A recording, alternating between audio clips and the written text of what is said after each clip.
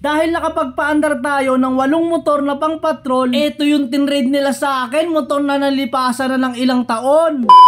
Ito yung motor na binigay na lang nila kasi ayaw kong tumanggap ng labor. Motor na to kaya tinanggap ko na kasi para sa akin malaki na tong pabor. Ang problema nga lang, stock up na at puro kalawang. Kaya mapapansin nyo, hindi ko na rin maibaba kahit center stand. Kasi sumasama na yung pedal ng preno. Kaya kung isi-center stand mo siya, hindi mo na siya maibababa dahil kakalang na agad yung preno nito. Pero tsaka ako naiisipin niyan, kailangan ko na muna mapaandar yung makina. Grabe, sobrang dungis ng makina, halatang na-stock talaga. Pero syempre, bago tayo magsimula, i-shoutout muna natin yung gamit natin na damit na imprint custom.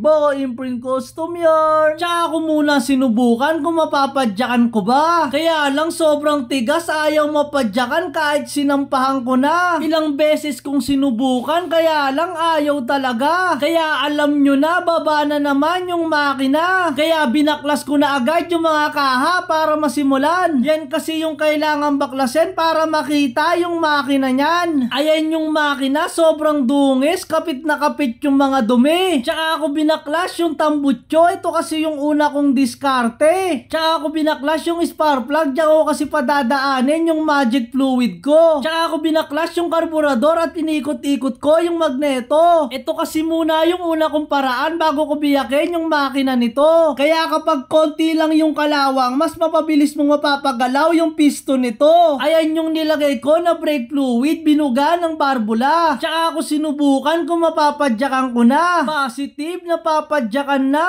Ganito pala ako mag-test kung loose compression. Ayun, negative, okay pa yung piston. Tsaka ako na nirekta yung susian para malaman ko kung maglalabas na ba siya ng kuryente. Kaya lang walang nilalabas, kaya hinanap ko yung mga wiring, putol-putol pala, kaya hindi talaga maglalabas ng kuryente. Kaya nung maduktong ko na yung mga wire, ayun, positive, may kuryente na. Tsaka ako na binabara ng gasolina yung inaamag na karburador nito. Grabe, kakabuhos ko pa lang ng bagong gasolina, ang itim na agad ng katas nito. Parang ako kapag naliligo, puro libag at langis na yung kumakatas sa katawan ko. Pagbuklat ko ng karburador, grabe, sobrang daming puti. Parang yung mga kaibigan ko kinain na ng sistema kasi mahilig sa puti. At dahil malinis na at poging-pogi na, kinabit ko na agad yung karburador. Medyo natagalan pala ako ng konti dyan. Meron kasing dumaan na tropa, nagmamarunong. Masyadong mahangin, alam niya daw lahat, parang ventilador. Kaya nung umalis na yung tropa ko, tsaka ako sinubukan para di ako mapintasan. Kaya ano pang iniintay, start na agad yan. Ayaw mag-start. Patay! Naglulus lang pala yung nirekta kong susian, kaya nung nakabit ko na, ano pang iniintay, start na ulit yan!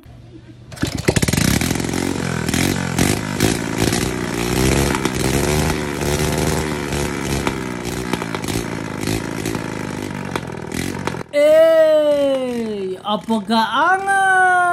Umaandar naman na, kaya lang ang problema ko dito, ayaw makambyo. Ayan, ipapakita ko sa inyo, ikakambyo ko. Tingnan natin kung makakambyo.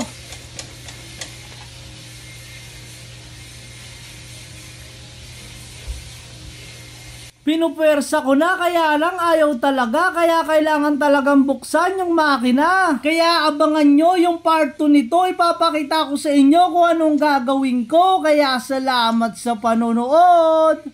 Ingat!